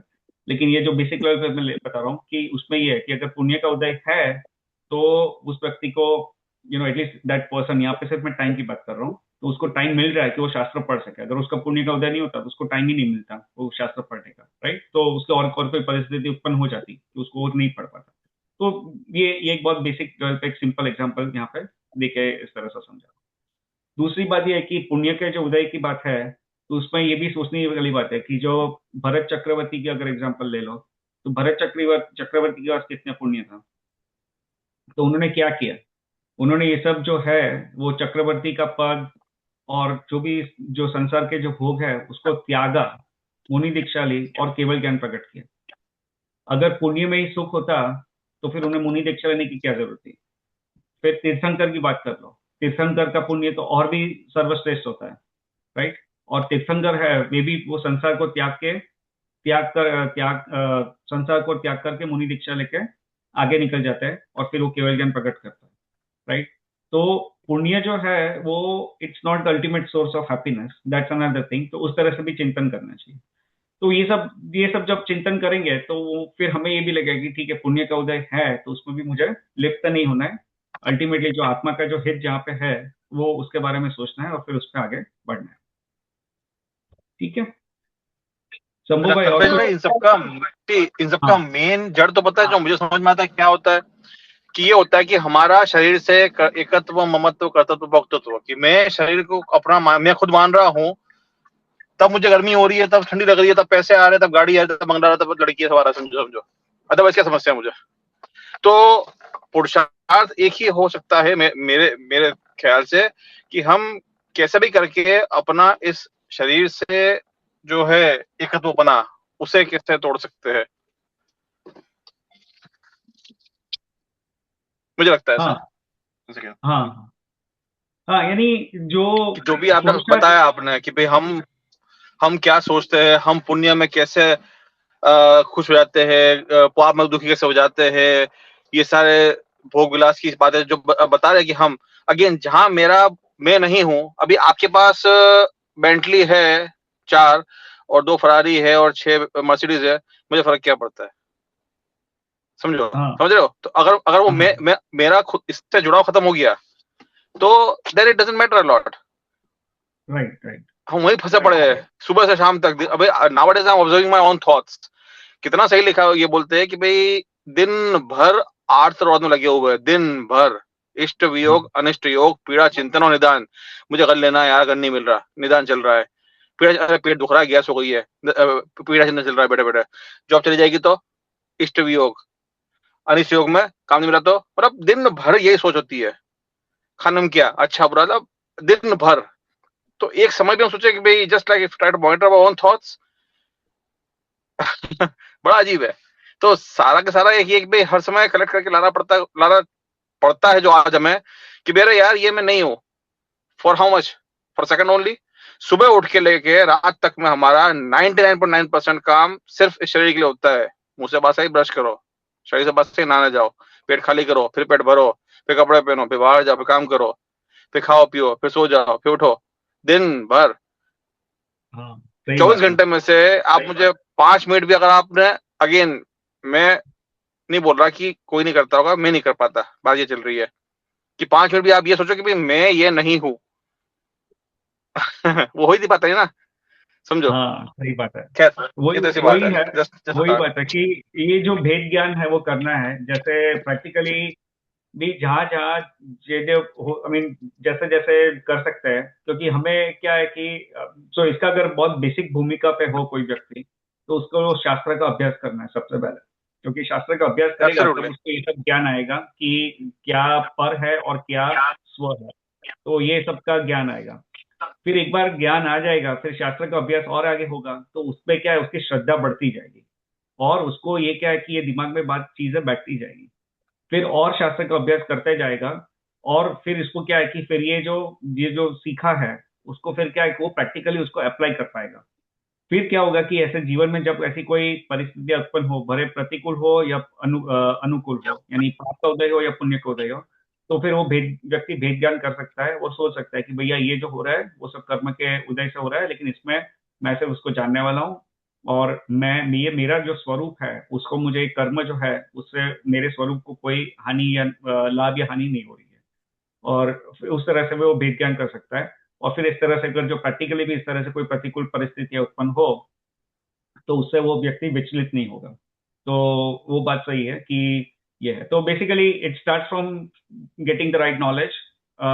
शास्त्र का अभ्यास करें, नॉलेज गेन करें, और फिर उसको धीरे धीरे उसके जिससे अगर आगे बढ़ते जाएंगे, तो उसको हम क्या है कि लाइफ में प्रैक्टिकली भी उसको we will start implementing it, क्योंकि जो ज्ञान है और वो ज्ञान का अगर हम असर हुआ है, तो डेफिनेटली कहीं ना कहीं, भले छोटे लेवल पे, ऐसा नहीं है कि हम एक ही दिन में वितरागी बन जाएंगे, लेकिन एटलीस्ट बेसिक लेवल पे तो एटलीस्ट हमारा उसको प्रैक्टिकली उसको हम अप्लाई करना शुरू कर ही देंगे, पुनः वो शुरू हो ही जाएगा प्रैक्टिकली, और फिर वो आगे बढ़ते जाएगा, और फिर विशुद्धि बढ़ती जाएगी उस तरह से।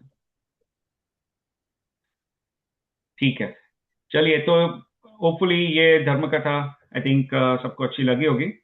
तो अभी जो है, हम अपना जो नेक्स्ट टॉपिक है आज का, उसके ऊपर जाते हैं। तो अपना जो नेक्स्ट टॉपिक है, अब ये क्वेश्चन है, so it's a side topic, लेकिन एक क्वेश्चन है, तो मैं उसको क्वेश्चन पहले ये ले लेता हूँ, फिर उसका उत्तर पे हम चर्चा करेंगे। तो क्वेश्चन ये है कि इस पंचम काल में जीव, यानी मनुष्य, इस पंचम काल का जो मनुष्य है, वो कौन सी नरक तक जा सकता है अपने अगले ही भव में।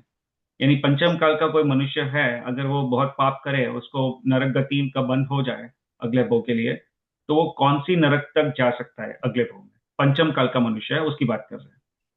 तो आई थिंक थर्ड नीरव भाई, विवांटी, नीरव भाई, I'll check with नीरव भाई। नीरव थर्ड भाई का क्या है? थर्ड तीसरी नरक थर्ड, तीसरी नरक तक। ठीक है, नीरव भाई का उत्तर है तीसरी नरक तक। विवांती, आपका क्या उत्तर है? मनुष्य पर्याय में है तो सातवीं नरक तक जाता है, और स्त्री पर्याय है तो छठी नरक तक जाता है। हाँ, लेकिन पंचम काल आपने आपने जो कहा ना आंटी, वो सही है अब तक। वो लेकिन वो क्या है कि लाइक नॉर्मली स्पीकिंग, लेकिन अभी जो पंचम काल जो चल रहा है आंटी, उसका मनुष्य, अभी अगर उसके मनुष्य की बात करें, तो पंचम काल का हम्म मनुष्य कौन सी नरक तक जा सकता है, ये प्रश्न है अपना।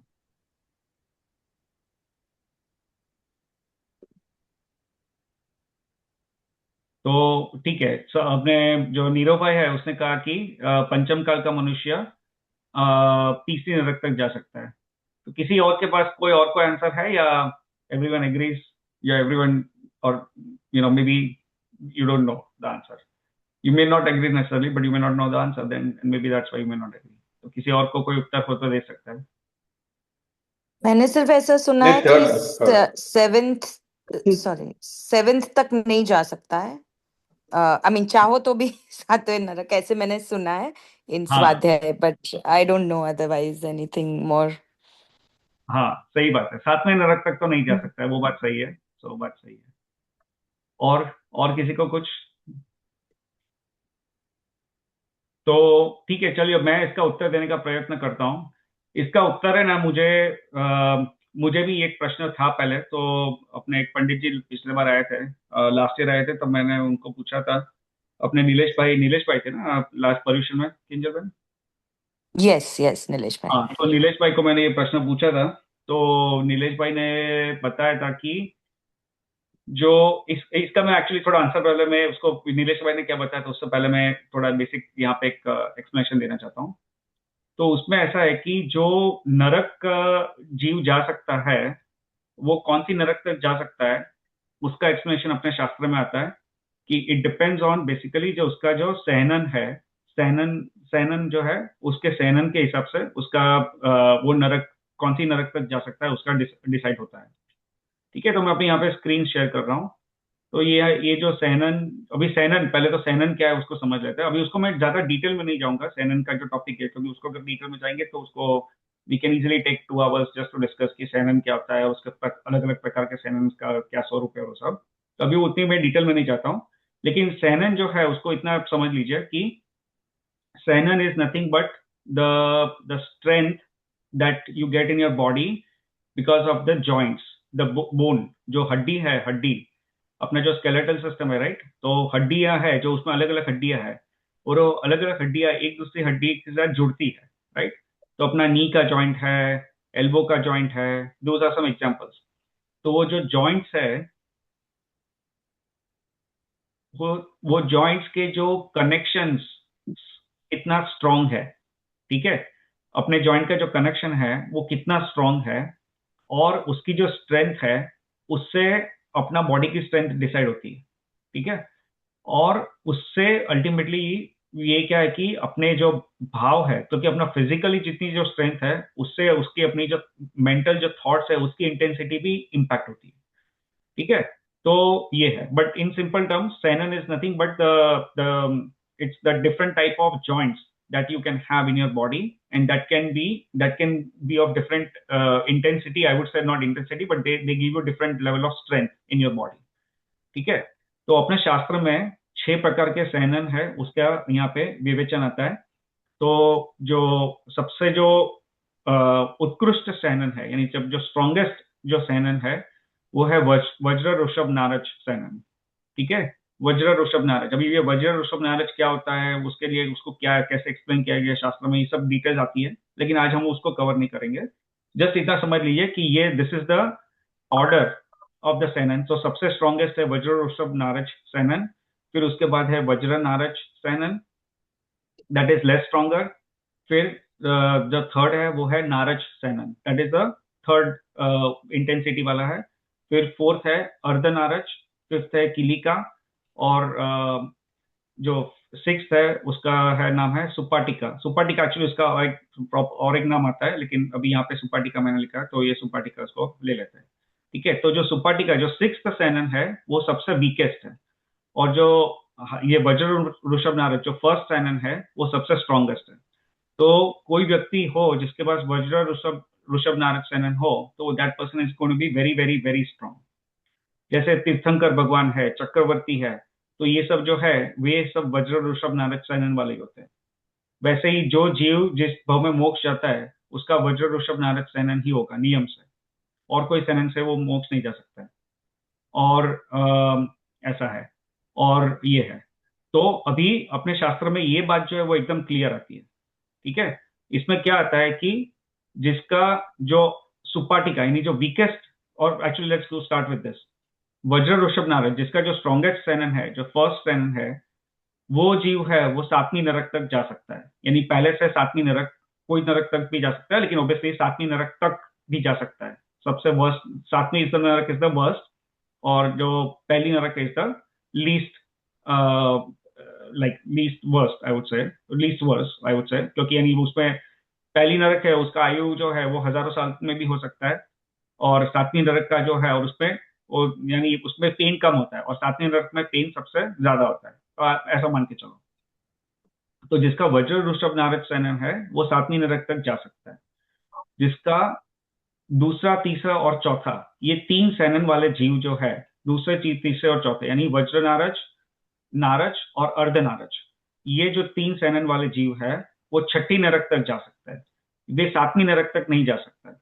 ठीक है, 7वीं नरक तक ये दूसरे, तीसरे और सैनन वाले जीव जो है ये 7वीं नरक तक नहीं जा सकते, वे सिर्फ 6ठी नरक तक जा सकता है। फिर जो किलिका यानी जो 5th सैनन है, यानी this is the second last, और द जो वीकेस्ट सैनन अगर आप देखोगे वीकनेस में तो ये सबसे सबसे वीकेस्ट ये है 6th वाला, लेकिन जो सेकेंड लास्ट वीकेस्ट वाला जो है वो है किलिका, और इस सैनन वाला जीव 5वीं नरक तक जा सकता है। और जो सबसे वीकेस्ट सैनन है अगर जिस जीव का हो, जो है सुपाटिका, वो 3री नरक तक जा सकता है। तो 3री नरक से नीचे नहीं जा सकता है, क्योंकि इस जीव का सैनन इतना कमजोर है कि वो पाप कर करके भी इतना करेगा, उसके मन के जो भाव है वो इतने तीव्र, उसकी भाव की तीव्रता इतनी नहीं होगी कि जब उसका आयुष्य का बंध होगा तो वो 3री नरक के नीचे की आयुष्य का बंद करेगा, ऐसा नहीं होगा। तो इसलिए उसके भाव की तीव्रता इतनी हो पाएगी कि वो 3री नरक तक ही जा पाएगा, उससे नीचे नहीं जा पाएगा। ठीक है, तो ये है। तो जो अपने इस शरीर का जो सैनन है, वो सैनन के बेसिस पे कौन सी नरक तक जा सकता है वो डिसाइड होता है। ठीक है, तो ये अपने शास्त्र में बहुत अलग अलग जगह पे आया है। ये अपना गोमटसार कर्मकांड है, उसके लिए भी, उसमें भी एग्जैक्टली ये चीज बताई गई है, और फिर दूसरे भी अन्य ग्रंथ है उसमें भी ये चीज बताई गई है। ठीक है, तो ये है। अब सवाल ये आता है, और इसका ना, इसको जस्ट एक अपना शास्त्र का एक आधार भी मैं बता देता हूँ। तो क्योंकि जब शास्त्र का आधार रहता है तो एक अलग ही मजा आता है सब देखने में। तो ये एक चर्चा शतक नाम का एक ग्रंथ है, ये पंडित ध्यानत राय जी ने लिखा है। और इसमें क्या है कि ये ग्रंथ, यानी एक्चुअली पंडित जो थे तो इट्स लाइक ग्रंथ भी कह सकते हैं या तो एक पुस्तक लिखी ऐसा कह सकता है।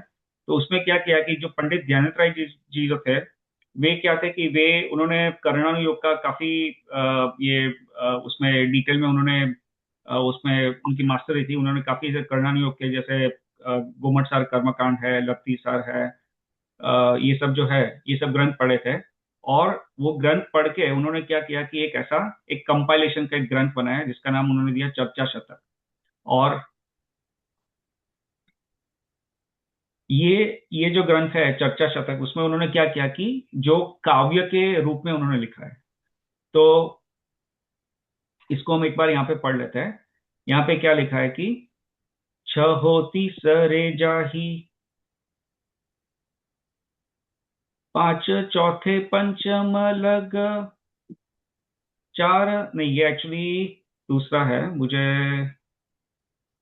एक मिनट, चलो इसी को, I think I am reading different one, नहीं ठीक है यही है मे बी, ओके चलो इसको मैं पढ़ लेता है। छ होती सरे जाही, 5 चौथे पंचम लग, चार सहनन छठे, एक सातवा नरक मग। तो यहाँ पे क्या लिखा है? छहो तीसरे जाही, यानी जो जिसका छठा सेनन है, यानी जो हमने जो ये एक्सेल शीट में देखा ना,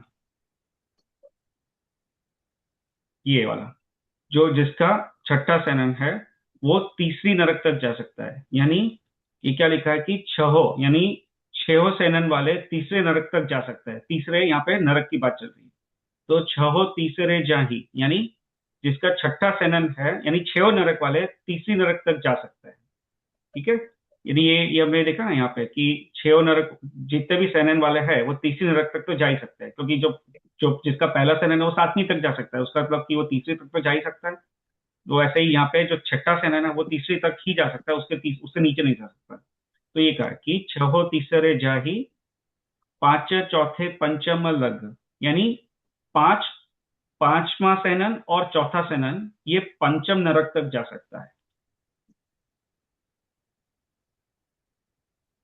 ये ये दो वाले, जिसका सॉरी, पांच चौथे पंचम लग, पांच चौथे पंचम लग, हाँ, यानी पांचवा जो है वो पांचवी नरक तक जा सकता है, और चौथे सैनन वाला जो है वो भी पांचवी नरक तक जा सकता है, वो ऐसा लिखा है। लेकिन जो मेन पॉइंट यहाँ पे है कि पांचवी सैनन वाला जो है वो पांचवी नरक तक जा सकता है। फिर चार सहनन छठे, यानी जो चौथी सैनन तक है, यानी ये जितने भी लोग हैं ये छठी नरक तक जा सकता है। चौथी सैनन वाले छठी नरक तक जा सकता है, बेसिकली ये कहा है। चार सहनन छठे, यानी जिसका अप टू फोर्थ सैनन है वो छठी नरक तक जा सकता है। और एक सातवां नरक मग, यानी जो सबसे पहला सैनन है वो सातवीं नरक तक जा सकता है। ये है, तो ये मैंने यहाँ पे चर्चा शतक से दिया है, लेकिन गोमट सर कर्मकांड है उसमें भी यही बात कही गई है। तो ये जो पंडित जी ने ये जो लिखा है वो एक्चुअली गोमट सर कर्मकांड और जो अन्य ग्रंथ है उसके आधार से यहाँ पे लिखा है। ठीक है, तो ये है। अभी चलिए, अभी अपना जो क्वेश्चन था ये है कि अभी जो पंचम काल का मनुष्य वो कौन सी नरक तक जा सकता है। तो अब ये उसके लिए क्या है कि कई लोगों ने उत्तर दिया कि तीसरी नरक तक जा सकता है, राइट। तो उसमें कई लोगों का ऐसा मानना है कि पंचम काल में जो सबसे जो वीकेस्ट सहनन है वही रहता है, जो है सुपाटिका, राइट। तो वीकेस्ट सहनन है, और वीकेस्ट सहनन वाला जो जीव है वो तीसरी नरक तक ही जा सकता है। तो कई लोग ऐसा मानते हैं, लेकिन मैंने ये पंडित जी नीलेश भाई को पूछा था क्वेश्चन, तो उन्होंने मुझे यही कहा था कि गोमट सार कर्मकांड में ऐसा आता है कि ये जो पंचम काल का मनुष्य है उसको सिर्फ ये सैनन नहीं है, उसको ये तीन सैनन हो सकता है, अप टू 3 सैनन हो सकता है, ऐसा है। और ये जो है चर्चा शतक ग्रंथ है उस पर भी मैं थोड़ी रिसर्च कर रहा था, तो उसमें भी यही बात बताई है। तो यहाँ पे देखिए, ये अभी जो नेक्स्ट गाथा है उसमें ये यहाँ पे बताया है, इसको भी एक बार पढ़ लेते हैं। तो ये देखो, छहो कालों और 14 गुणस्थान में कौन सहनन होते हैं, यानी छह कालों में कौन से, यानी और पूरी जो छह काल है उसमें कौन सा सहनन होता है, ये पंडित जी ने यहाँ पे लिखा है। तो यहाँ पे क्या लिखा है कि प्रथम द्वितीय अरु तृतीय काल में पहली जानो, चौथे छठ सहनन, पंचमे तीन बखानो। यहाँ पे क्या लिखा है? प्रथम द्वितीय अरु तृतीय, प्रथम द्वितीय अरु तृतीय काल में पहला जानो, यानी जो 6 काल होते हैं, राइट।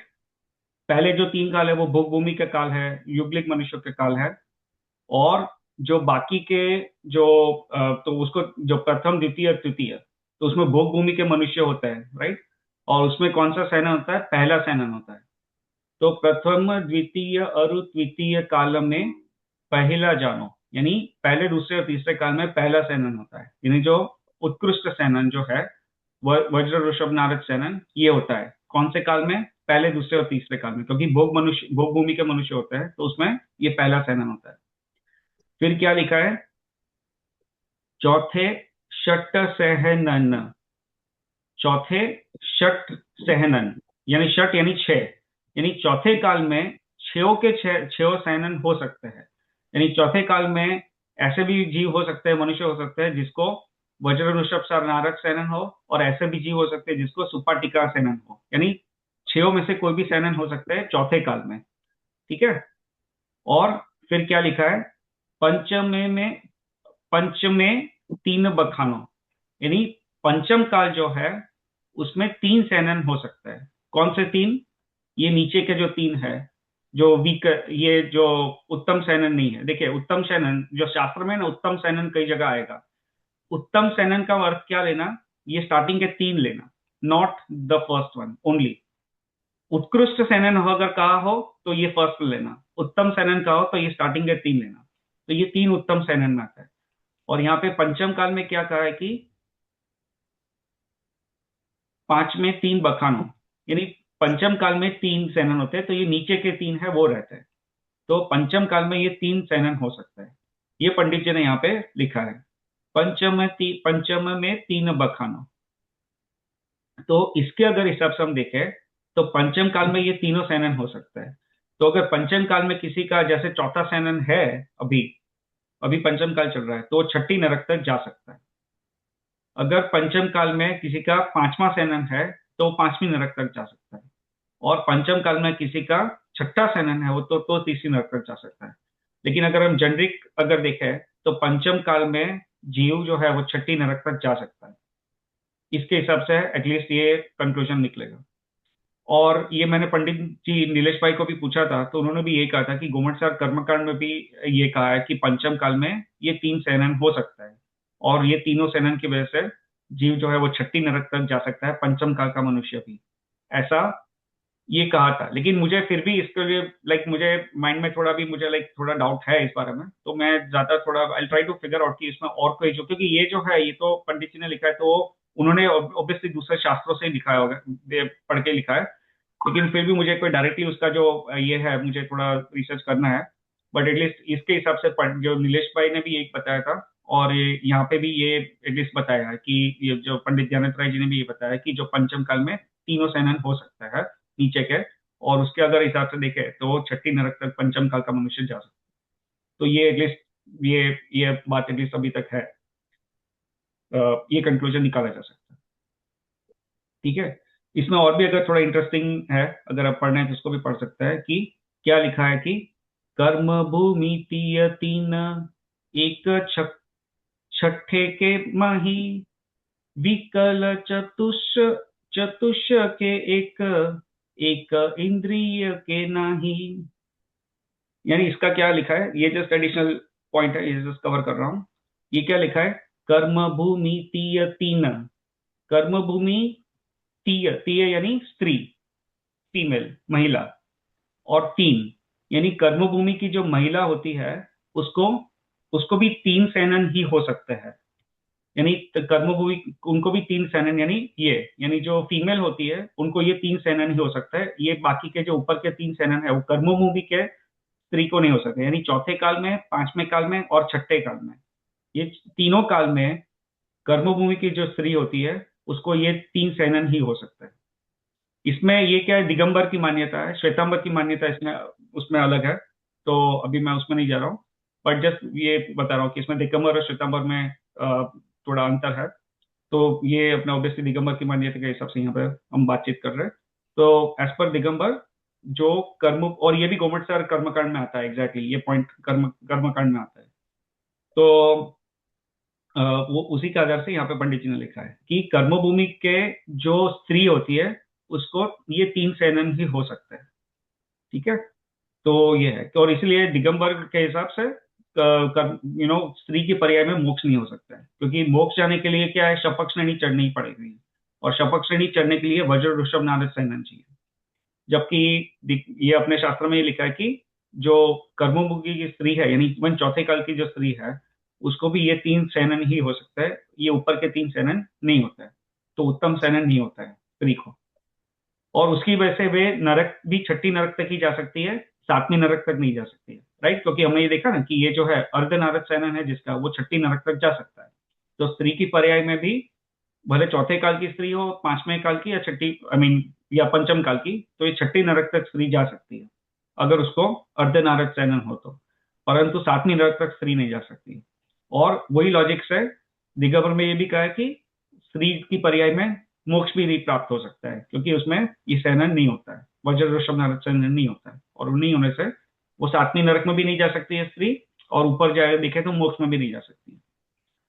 ठीक है, तो ये क्या है कि कर्म भूमि तीय तीन, यानी कर्म भूमि की स्त्री के तीन सेनन होते हैं नीचे के, यानी जो लास्ट के तीन सेनन है वो होता है एक छठे के माही, यानी एक छठे के माही, यानी इसका,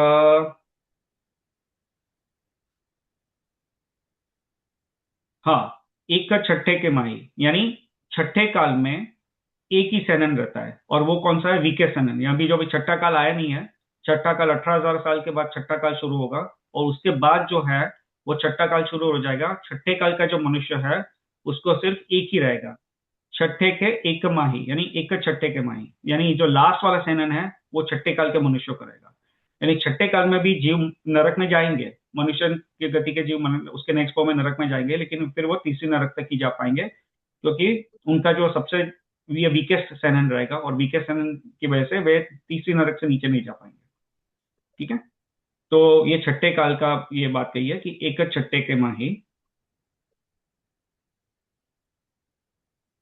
और यहाँ पे और क्या कहा है कि विकल चतुष्ट के एक, विकल चतुष्ट के एक, एक इंद्रिय के नहीं, यानी विकल चतुष्ट, विकल चतुष्ट यानी विकलेंद्रिय जीव, यानी विकलेंद्रिय में दो इंद्रिय, तीन इंद्रिय, चार इंद्रिय, और यहाँ पे चतुष्ट के लिखा है ना, यानी इसका अर्थ होता है कि पांच इंद्रिय में असंगनी जीव। तो दो इंद्रिय, तीन इंद्रिय, चार इंद्रिय और पांच इंद्रिय में असंगनी जीव, उनके भी एक, यानी जो लास्ट वाला सेनन है वो रहता है। ठीक है, जैसे दो इंद्रिय का जीव है, चार इंद्रिय का जीव है, और पांच इंद्रिय में जो असंगनी जीव है उसके भी ये सबसे जो वीकेस्ट सेनन है वही रहता है। तो ये वीकेस्ट सेनन रहता है, तो ये जो जीव है वो भी अप टू थर्ड, ये लाइक उसमें और भी थोड़े रूल्स है, बट बेसिकली उनका भी सबसे वीकेस्ट सेनन ही रहता है।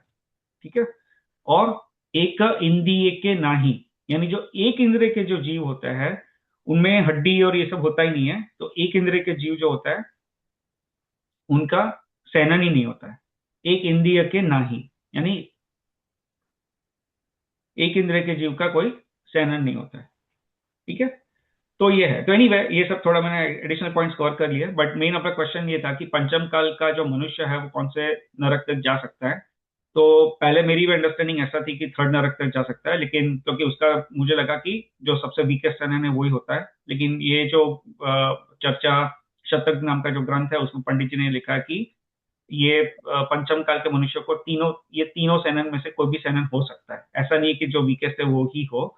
और अगर उसके हिसाब से जीव जो है वो छठे नरक तक भी जा सकता है अगर उसको अर्धनारद सेनन हो तो ये एटलीस्ट अभी तक का मेरा ये फाइंडिंग है। Hopefully this will hold, it will not change, but I am positive कि this is what it is basically. ठीक है, चलिए इस पे किसी और कोई किसी को कोई प्रश्न हो तो पूछ सकता है।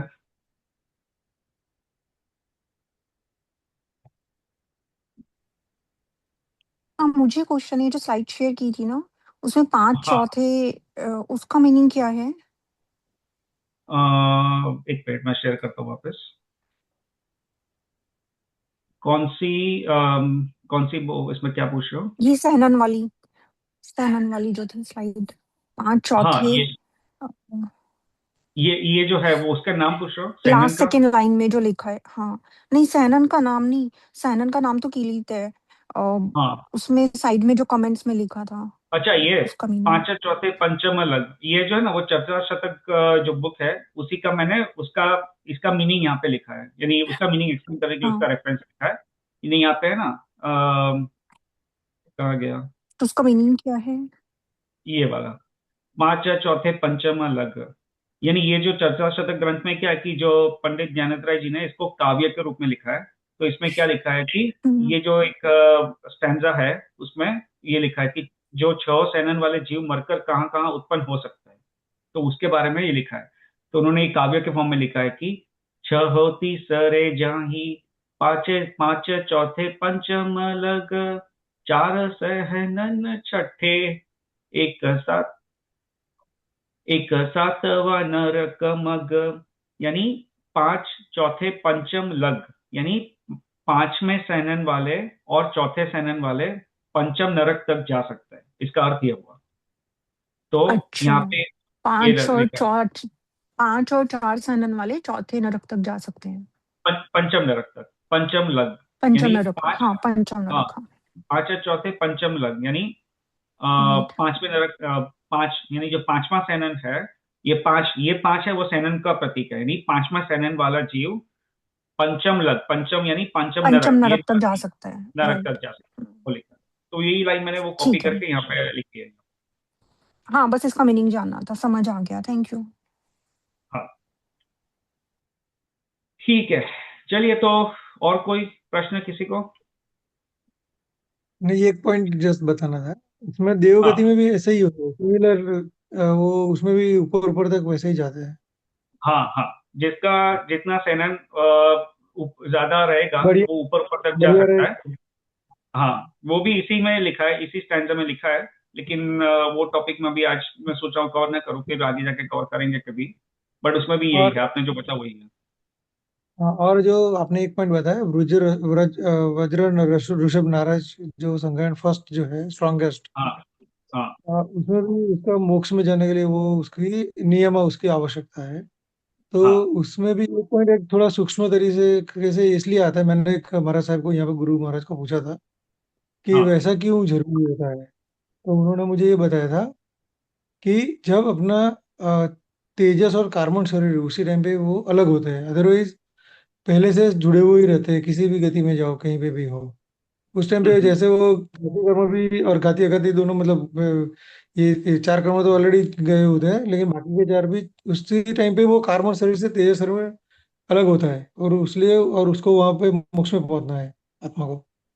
तो वो हम्म, पर्टिकुलर नहीं मतलब शिव भाई, हाँ हाँ, उस पे देखिए, जो तेजस और कार्बन शरीर जो है वो तो कब तक रहेंगे जीव के साथ, उसको 14 में गुण स्थान तक रहेंगे, 14 गुण स्थान तक रहेंगे। तो बस ठीक है, बस उसी टाइम पे उसको वो जो अलग होता है ना, वहीं पे उसका उसको उतना स्ट्रॉन्गेस्ट उसको संग्रहण चाहिए उस टाइम पे। नहीं नहीं, मैं जस्ट एक पॉइंट बता रहा हूँ, वो तो 14 गुण स्थान तक रहेंगे, लेकिन 14 गुण स्थान से पहुंचने के लिए पहले तो पहले तो नहीं वहां तक नहीं, पहुंचना पड़ेगा, राइट? पहले वहां हाँ तक वहाँ तो पहुंचना बात। पड़ेगा।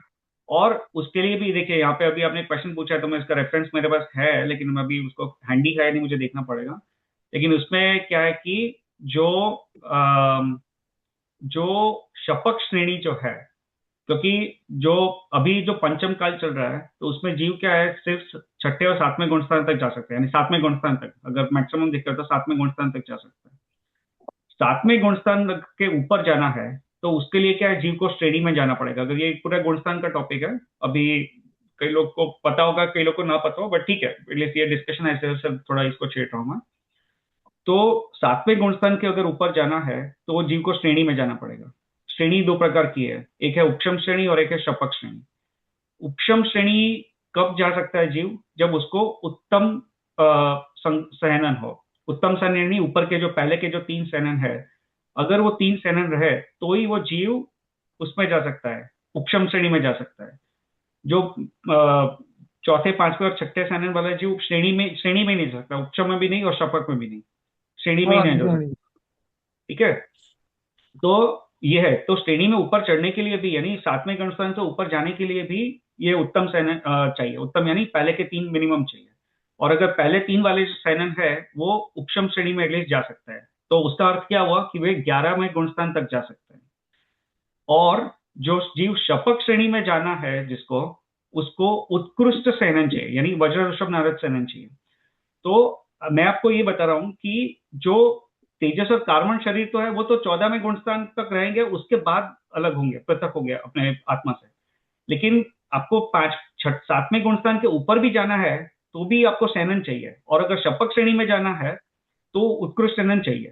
तो सेनन का वो पहला पॉइंट यह है कि आपको श्रेणी में चढ़ने के लिए वो उत्कृष्ट सेनन चाहिए।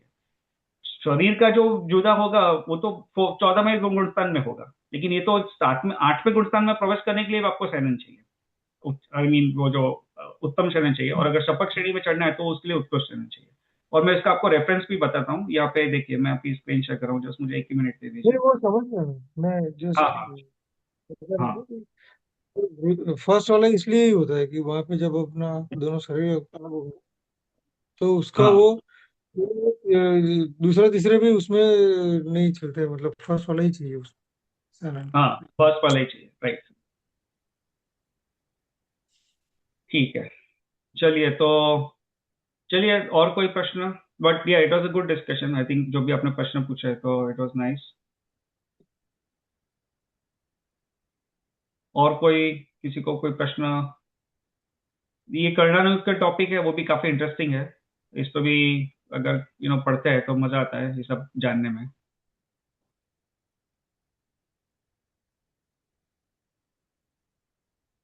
देखिए, ये जस्ट इसका एक क्विक रेफरेंस मैं आपको शेयर कर रहा हूँ यहाँ पे। ये चर्चा शतक है, इसी का है। ये हमने यहाँ तक पढ़ा, राइट? कर्म भूमि तीय तीन, एक छठे के माही,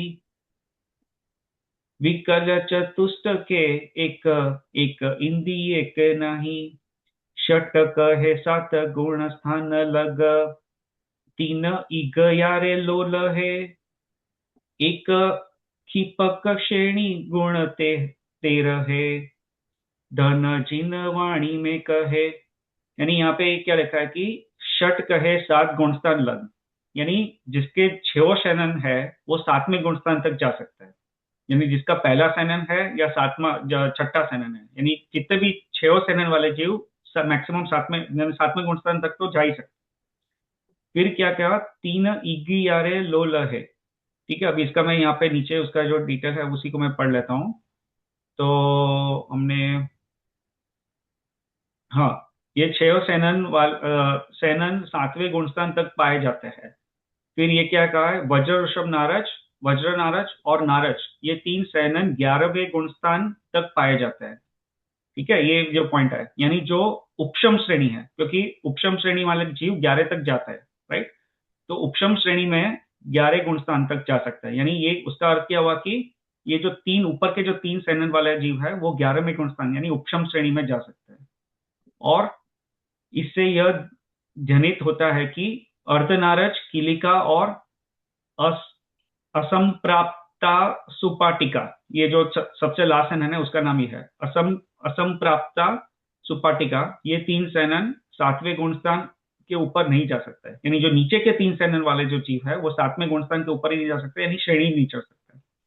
और वज्र नारज और नारज 11वें गुणस्थान के से ऊपर नहीं जा सकता है। यानी जो सेकंड और थर्ड सेनन वाला है वो 11 गुणस्थान के ऊपर नहीं जा सकता, यानी उसका मतलब यह कि वो शपथ श्रेणी नहीं चढ़ सकते और पाए जाते हैं। और पहले सेनन को छोड़कर अन्य 5 सेनन वाले शपथ श्रेणी नहीं चढ़ सकता है। यानी वही यहाँ पे कहा है कि पहले सेनन को छोड़कर बाकी जो 5 सेनन वाले हैं वो शपथ श्रेणी नहीं चढ़ सकते।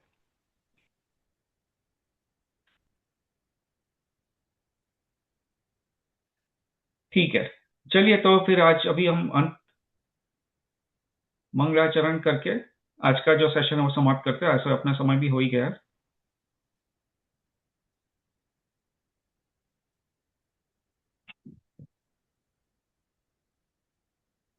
सर्वमंगल मांगल्यम सर्वकल्याणकारकम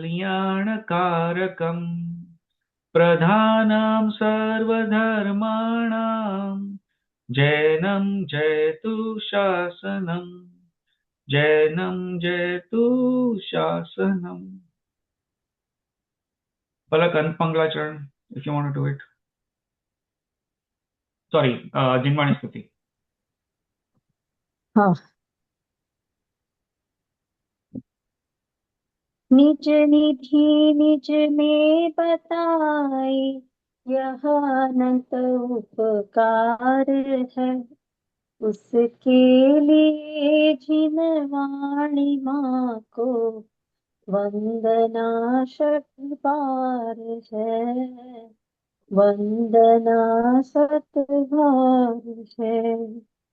जावानी के ज्ञान से सूझे लो कालो, सोवाणी मस्तक नमो सदा देत हूँ ढो, सदा देत हूँ ढो।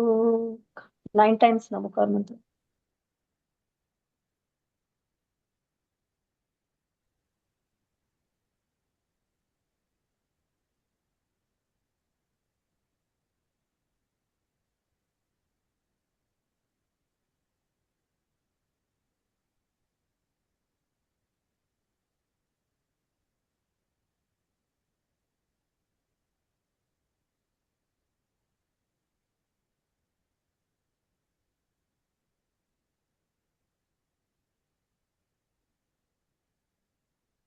ठीक है, जय जिनेन्द्र सभी को।